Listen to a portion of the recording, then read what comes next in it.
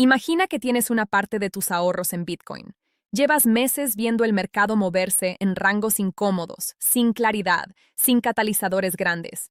Y de repente aparece un dato. Abril de 2026 fue el mejor mes de Bitcoin en los últimos 12 meses. La primera reacción natural es pensar, bien, finalmente. El mercado se está moviendo. Esto puede ser el inicio de algo, pero hay un segundo dato en esa misma información. Y ese segundo dato es el que casi nadie está terminando de procesar. Quédate, porque el detalle importante viene ahora. DDN, la noticia digital que sí importa. Según datos de CoinGlass, publicados y analizados por Cointelegraph, el 3 de mayo de 2026, Bitcoin registró en abril su mejor rendimiento mensual en los últimos 12 meses. Es un hecho positivo en un mercado que ha tenido periodos difíciles. No hubo un evento único que lo explicara de forma simple. Es una combinación de comportamiento del mercado, posicionamiento de inversionistas y el ciclo natural del activo más observado del mundo cripto. Pero aquí está el segundo dato. Ese mismo resultado todavía quedó ligeramente por debajo del promedio histórico de Bitcoin. Es decir, fue el mejor mes en un año, y aún así no alcanzó lo que históricamente sería un mes normal para el activo. Eso no es malo, pero sí es muy importante para leer correctamente qué está pasando. Este tipo de dato importa porque define expectativas, y las expectativas mal calibradas son lo que lleva a los inversionistas a tomar decisiones equivocadas. Cuando alguien ve que Bitcoin tuvo su mejor mes en 12 meses, la tendencia natural es proyectar con optimismo. El siguiente puede ser mejor. El mercado está despertando. Viene la aceleración. Pero cuando ese mejor mes está por debajo del promedio histórico, la señal se vuelve más matizada. No es el inicio de un mercado disparado, es un mercado que mostró fuerza relativa en un contexto difícil. Aquí es donde la noticia deja de ser un número y empieza a ser una lectura de la salud real del mercado. Para alguien en Venezuela, en Colombia, en México o en cualquier parte de América Latina que tiene Bitcoin como parte de su estrategia financiera frente a la inflación local, este dato tiene implicaciones directas. Un Bitcoin que avanza con disciplina en un entorno global complicado es un activo que está cumpliendo parte de su promesa.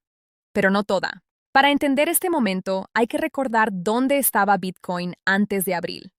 Después de los niveles históricos que el activo alcanzó a finales de 2024 y principios de 2025, el mercado entró en un periodo más comprimido.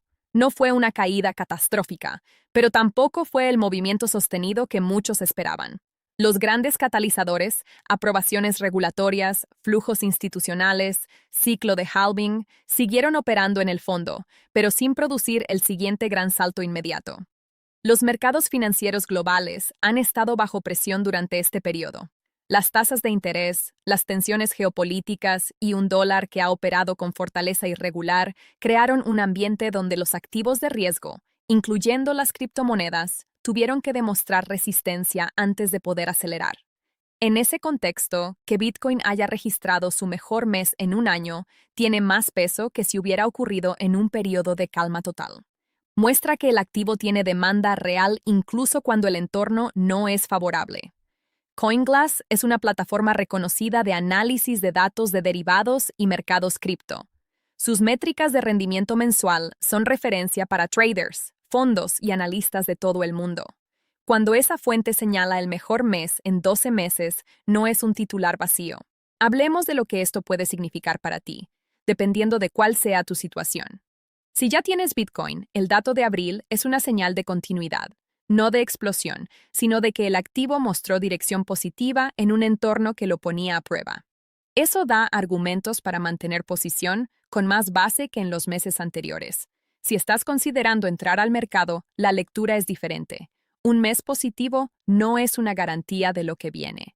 El hecho de que el mejor mes en 12 meses haya quedado por debajo del promedio histórico puede señalar dos cosas al mismo tiempo: que hay potencial de aceleración por delante o que el mercado todavía necesita más tiempo antes de entrar en modo de expansión plena.